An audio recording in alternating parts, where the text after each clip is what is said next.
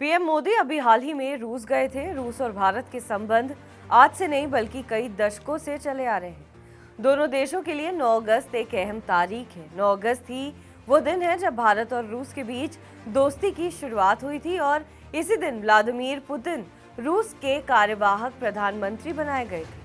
Putin ने उसके बाद फिर कभी पीछे मुड़कर नहीं देखा। पिछले कई सालों से वो रूस की सत्ता उनके हाथों में है और फिलहाल साल 2036 तक उन्हें सत्ता से हटाने वाला कोई दिखाई नहीं देता।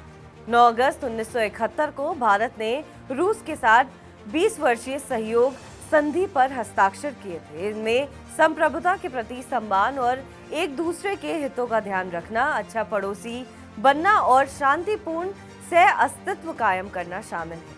1993 में रूस और भारत ने शांति, मैत्री और सहयोग की नई संधि की, लेकिन उसका आधार भी इन्हीं बुनियादी सिद्धांतों पर बनाया गया।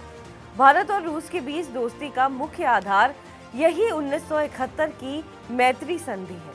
इस संधि को आगे बढ़ाने में पुतिन की भी एक अहम भूमिका रही है। 9 अगस्त के दिन रूस की राजनीति में पुतिन एक ऐसा नाम हो गए थे जिसके बारे में हर कोई अंदाजा लगा रहा था कि ये नाम काफी आगे जाएगा। व्लादिमीर पुतिन साल 2000 से सत्ता में हैं, जो सोवियत तानाशाह जोसेफ स्टालिन के बाद किसी भी क्रेमलिन नेता से अधिक लंबा समय है। राष्ट्रपति के रूप में उनका 5वां कार्यकाल है और उम्र भी 70 पार है।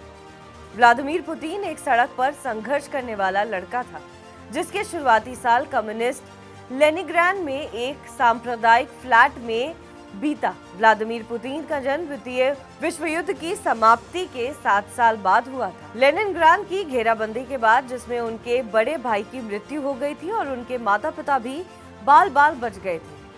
कहते हैं कि उनका बचपन कठिनाइयों से बीता। 2000 में एक 10 वर्षीय जापानी लड़की ने टोक्यो में श्री पुतिन को चित कर लिया था। पुतिन ने बचपन से जूडो सीखा, जिसे उन्होंने अपने राष्ट्रपति पद के दौरान ब्लैक बेल्ट के रूप में जारी रखा और रूसी मार्शल आर्ट सैम्बो भी सीखा और अपने बचपन के साथियों अकर्डी और बोरिस रोटेनबर्ग के करीब रहे। 2015 में पुतिन ने कहा था कि 50 साल पहले लेनिनग्राड की सड़क ने मुझे एक नियम सिखाया था, यदि लड़ाई निश्चित है तो आपको पहला मुक्का मारना होगा। लेनिनग्राड स्टेट यूनिवर्सिटी में पढ़ाई करने के बाद 1975 में वे सीधे सोवियत खुफिया सेवा यानी कि केजीबी में चले गए थे। फिर देश के प्रधानमंत्री, फिर कार्यवाहक राष्ट्रपति और उसके बाद राष्ट्रपति। पुतिन के शासन को लोग कई तरह से देखते हैं, लेकिन तमाम चुनौतियों और आलोचनाओं के बावजूद रूस में उनकी लोकप्रियता बरकरार है। बहरहाल इस खबर पर आपका क्या कुछ कहना है, हमें कमेंट करके जरूर बताएं। बाकी देश विदेश की